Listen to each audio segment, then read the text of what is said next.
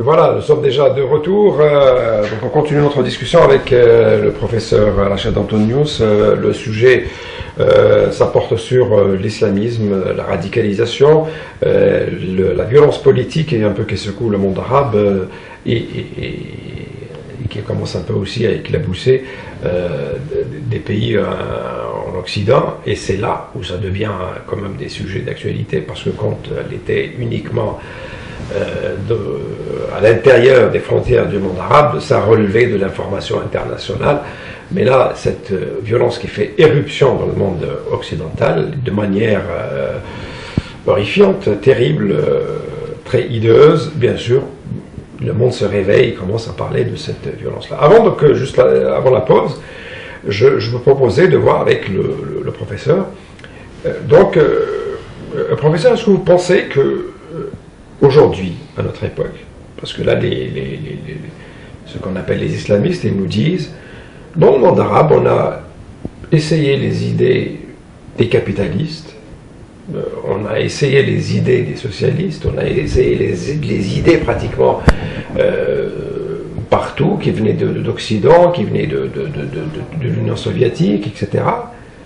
Et on n'a jamais mis en valeur des idées qui viennent de chez nous, et qui s'inspirait de l'islam. Est-ce qu'aujourd'hui, est-ce que vous pensez qu'un islamisme donc porteur de valeurs démocratiques, porteur d'espoir, de modernisme, est-ce que cet islamisme-là est-il possible dans l'état actuel des choses? Écoutez, je vais vous donner mon opinion en tant qu'intellectuel arabe engagé, solidaire des peuples arabes et musulmans, mais pas en tant que croyant. Donc, là-dessus, je vais vous dire, ma lecture, moi, de la religion, c'est que dans la mesure où elle apporte un appui spirituel aux gens, où ça vient soutenir une certaine réflexion, une certaine spiritualité, les religions, l'islam en particulier, est très important parce que effectivement, nous pouvons, les êtres humains ont le besoin de vivre en ayant un certain sens de la vie, en ayant une certaine conception.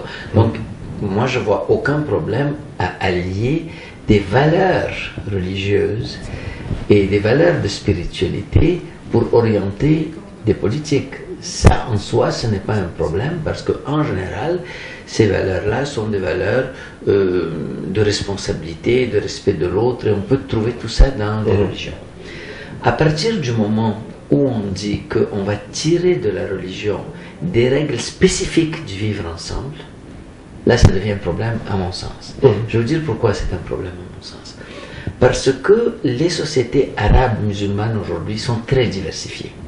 Alors, du point de vue religieux, alors c'est moins vrai peut-être de la société algérienne qui a été, qui pendant toute la période où le colonialisme français était là, les Français c'était les chrétiens et les musulmans c'était les Algériens.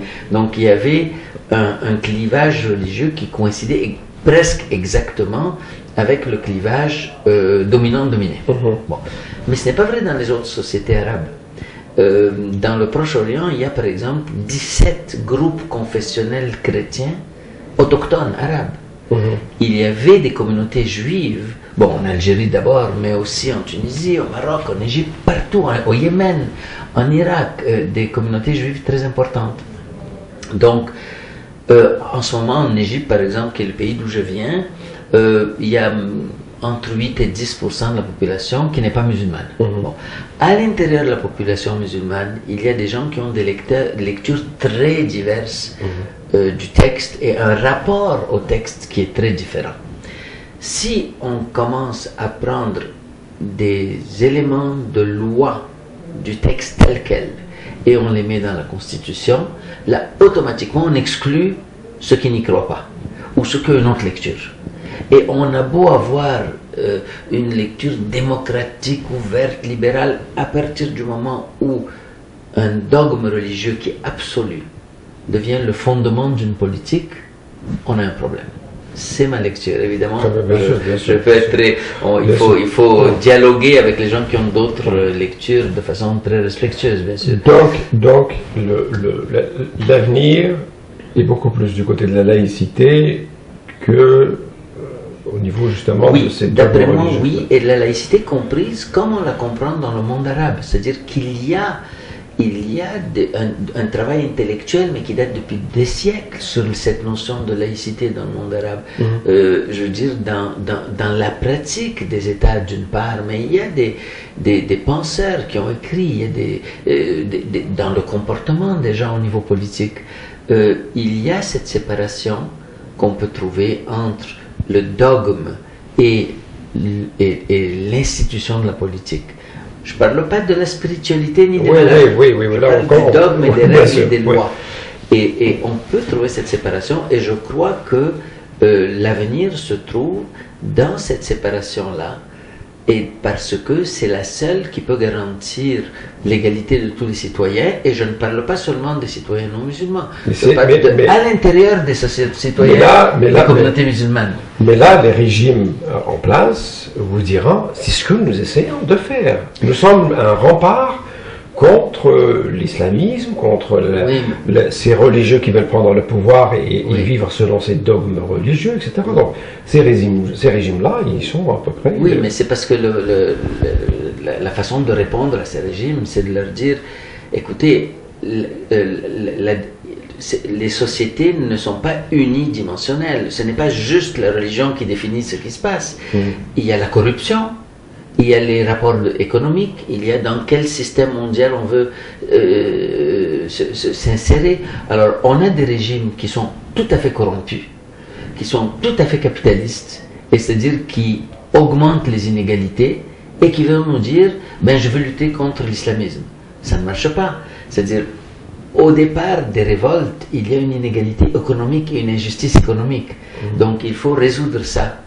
Et vous savez, même en Occident, je veux dire, je ne prends pas la démocratie occidentale comme quelque chose de sacré non plus, parce qu'on sait très bien aujourd'hui, les statistiques sont sorties il n'y a pas longtemps, que 1% des gens à l'échelle mondiale possèdent autant que 99% des êtres humains, comme richesse. Et ça, vous savez, c'est important de réaliser ça, que quand on a beaucoup d'argent, ça ne veut pas dire qu'on vit mieux ou qu'on vit dans le luxe. Parce que quel que soit le luxe dans lequel vous vivez, il y a une limite à ce que vous pouvez dépenser pour une voiture, d'accord, ou pour une maison. Toute cette richesse, c'est du pouvoir politique. On achète les gens avec. Et donc, on est dans un système où les intérêts économiques sont déterminants, et on a des gouvernements qui répondent beaucoup plus aux investisseurs et aux gens qui ont du capital qu'à leur population. En Occident aussi. Donc la bataille, elle est à faire partout. Mais dans nos pays, je crois qu'il ne faut pas se laisser tromper par cette idée que, puisqu'un gouvernement dit qu'il lutte contre la radicalisation islamique, donc il est bon. Non, il faut qu'il soit démocratique, il faut qu'il soit respectueux des gens, il faut qu'il respecte qu'il soit respectueux qu'il soit soucieux de lutter contre les inégalités. Vous savez, les islamistes disent, on a essayé le capitalisme, le socialisme et tout ça. On n'a rien essayé de tout cela, parce que dans tous ces essais, il y avait de la corruption. Aucun de ces systèmes n'a été essayé. Si je me réfère à ma propre expérience, l'Égypte nassérienne, c'est là que j'ai grandi. Bon, Nasser a fait des choses très, très bien, il était un peu autoritaire, la personne, il n'était pas le plus fort sur la démocratie, mais il a amené des changements qui ont permis aux gens d'aller à l'école, d'avoir des soins, il finançait la culture, il y avait des tas de choses qui étaient très progressistes. Eh bien, l'Occident a décidé de détruire Nasser. Et donc, ces expériences du nationalisme arabe, elles n'ont pas abouti. On ne leur a pas permis d'aboutir. Et l'Occident a choisi les régimes islamistes depuis 100 ans. L'Arabie saoudite a été construite grâce aux Britanniques. Donc, vous savez, on n'a pas encore vraiment essayé. Mais l'Occident choisit des islamistes qui sont à sa solde. Exactement. Pas les islamistes qui ne négocient pas avec lui. Mais parce que les islamistes qui ne négocient pas avec lui, avant de ne pas négocier, ils négociaient, ils étaient à sa solde. Et à un moment donné, ils ont cessé d'être à sa solde. Les talibans et tout le groupe de Ben Laden qui a été responsable de Al-Qaïda. Ben Laden était sur la fiche de paye de la CIA. C'est même plus de la théorie du complot, ce que je dis, c'est documenté. Pour ceux qui hésiteraient, qui pensent que c'est encore dans la théorie du complot, il faut aller voir le livre d'un professeur de l'Université Columbia, très prestigieux, d'un anthropologue de l'Université Columbia à New York, qui a pour nom Mahmoud Mamdani, qui a écrit un livre qui s'appelle Good Muslim, Bad Muslim. Il a tout documenté. Tout. Et il y en a des tas de livres, je cite un seul. Donc, on sait que même des groupes comme Al-Qaïda, ils ont été d'abord à la solde des États-Unis et à un moment donné, ils ont voulu dépasser le rôle qu'on leur a donné. Et là, on s'est mis à les combattre. Alors, il y a cette problématique. Mais pour revenir à la question essentielle de est-ce qu'on peut concevoir une démocratie islamique? Je pense qu'il n'y a pas de contradiction pour moi entre le système de valeurs qu'on peut tirer de l'islam et un système démocratique. Mais il y a une contradiction si on va plus appliquer des dogmes réels et des règles. Et si on me dit, moi en tant que citoyen, non, cette loi-là, tu n'as pas le droit de la discuter logiquement parce qu'elle est révélée, ben, là je ne suis plus citoyen. Ça veut dire que l'idée de mettre le dogme au cœur de la politique fait que les gens ne sont plus citoyens. Alors il y a un travail à faire d'autocritique dans notre culture. Et là-dessus, si vous me permettez, je veux dire un petit mot. Vous savez, dans nos communautés, on est très sensible à la cause palestinienne, par exemple. Et quand il y a des Israéliens ou des Juifs qui prennent acte, fait et cause pour les Palestiniens, on les admire. On dit voilà, c'est des gens qui disent la vérité, et même s'ils sont Israéliens, même s'ils sont Juifs, ils prennent cause pour le peuple palestinien. Mais chez nous, si quelqu'un critique notre religion, on dit c'est un traître. Alors, il faudrait qu'on ait les mêmes critères moraux. Si on trouve que c'est une bonne chose d'être un objecteur de conscience dans des idéologies autres que les nôtres, ben, il faudrait qu'on prenne au sérieux peut-être ceux qui critiquent notre propre culture et qu'on voit est-ce que leur critique est valable ou pas, et qu'on l'examine et qu'on fasse notre propre autocritique. Je pense que ça c'est un élément qu'on n'a pas fait pour de bonnes raisons, c'est-à-dire nos sociétés ne sont pas encore vraiment sorties de l'ère coloniale, on ne s'est pas affirmé en tant que société vraiment indépendante, on est encore dominé politiquement et économiquement, même si localement on a des gouvernements qui semblent faire ce qu'ils veulent, mais on n'a pas vraiment tous les choix qu'on veut. Et donc ce rapport de domination avec l'Occident fait qu'on ne se sent pas à l'aise de se remettre en question. C'est comme si on s'affaiblissait nous-mêmes. Mais moi je suis convaincu qu'on va se renforcer en étant plus critique envers nous-mêmes. On ne va pas s'affaiblir.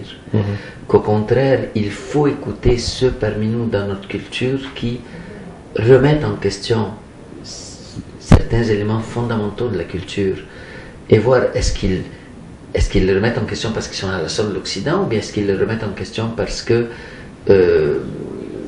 ont vraiment l'intérêt des peuples à cœur.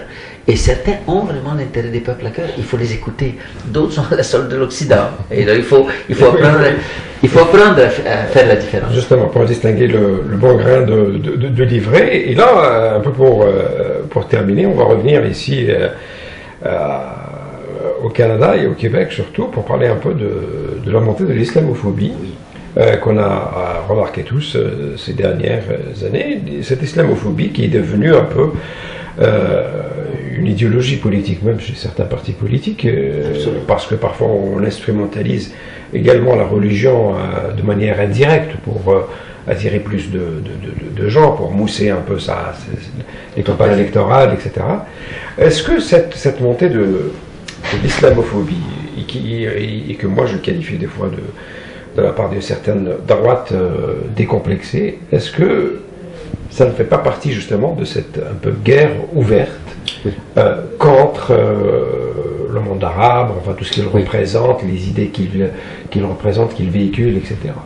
Tout à fait. Moi, vous savez, j'ai commencé à analyser l'islamophobie dans les années 80. On n'utilisait pas beaucoup le mot islamophobie, mais on utilisait le terme de racisme anti-musulman ou racisme anti-arabe. Et j'ai analysé des journaux et j'ai montré comment, à travers des caricatures, à travers même des analyses supposément sophistiquées, des éditoriaux, on moussait l'antagonisme des peuples arabes et musulmans depuis les années 80, mais c'était directement lié aux enjeux internationaux. C'était lié à la question palestinienne, c'était lié quand il y avait des peuples qui se battaient pour leur liberté, ben on les démonisait. Il y avait une démonisation des cultures arabes et musulmanes, et on passait facilement de la démonisation de l'arabe en tant qu'arabe à la démonisation du musulman en tant que musulman. Il y avait les deux. Alors, avec les années 2000, je pense que la question s'est posée autrement. Parce que d'une part, avec l'attaque du 11 septembre 2001 contre le World Trade Center, une partie des gens ont senti que le danger était maintenant ici. Alors, il y a eu des réactions très négatives par rapport à l'islam, mais je veux rappeler à vos auditeurs que suite au 11 septembre, il y a eu aussi un nombre incroyable de ventes du Coran. Il y a eu une montée des conversions à l'islam. Il y a eu dans les mouvements de jeunes des gens qui ont voyagé dans les pays musulmans, qui ont fait des actions de solidarité, qui ont appuyé des gestes de solidarité. Je veux relativiser un peu cette question d'islamophobie, non pas pour diminuer son importance, elle est très puissante, mais vous savez, dans ce mot islamophobie, il y a une sorte de peur irrationnelle, d'hostilité irrationnelle à l'islam qu'il faut absolument combattre. Il y a aussi, des fois on met des critiques tout à fait justifiées du radicalisme islamique ou du fondamentalisme islamique, et ça c'est pas pareil, mais souvent on les met dans le même panier. Et il faut surtout interpréter pourquoi les gens réagissent comme ça. Vous savez, le Québec est très différent de la France là-dessus. Si vous lisez le livre que Pierre Vallière a écrit dans les années 60, Nègre blanc d'Amérique, la société québécoise se voyait comme une société colonisée. Elle était en solidarité avec les peuples colonisés. Il y a eu dans le mouvement nationaliste québécois et dans le FLQ des collaborations mais réelles de réseaux avec le FLN en Algérie. Donc, vous voyez, on vient de ça. Alors on peut se demander, mais pourquoi on est devenu plus hostile? On a oublié cet épisode-là. On a oublié cet épisode, mais aussi je dis, je ne veux pas seulement dire qu'on l'a oublié, mais je veux dire que une partie de la crainte de l'islam, une partie seulement, pas tout, n'est pas due à l'islamophobie ou au racisme. Et là-dessus, professeur Mathieu Bocoté, que vous devez connaître, parce que je crois qu'il était même dans votre département, il disait, lui, que ça le dérangeait que des Québécois s'identifient aux Algériens, en parlant de cette relation avec le FLN, il disait, nous sommes des Occidentaux, il ne faudrait pas... Oui, mais Mathieu Bocoté, justement, Mathieu Bocoté représente cette tendance qu'on peut appeler de droite identitaire. Je ne me fierai pas à ces analyses pour comprendre le Québec. C'est-à-dire c'est un peu pamphlétaire. C'est un peu pamphlétaire et c'est un courant parmi d'autres. Moi, je travaille dans le milieu syndical beaucoup, dans les groupes de solidarité, je vois un autre aspect. Et je vois des gens qui sont solidaires des musulmans, des peuples musulmans, de leur lutte, solidaires des groupes musulmans ici, qui se battent pour l'égalité, mais qui sont dérangés par certaines pratiques. Alors, quand il y a des fois certains comportements qui sont très rigides, où nous-mêmes on ne veut faire aucun accommodement, je dis nous-mêmes parce que je me compte dans les groupes, je suis entièrement solidaire des sociétés arabes et musulmanes, et donc quand nous-mêmes on ne veut pas faire d'accommodement et on demande aux autres à faire des accommodements, ça dérange.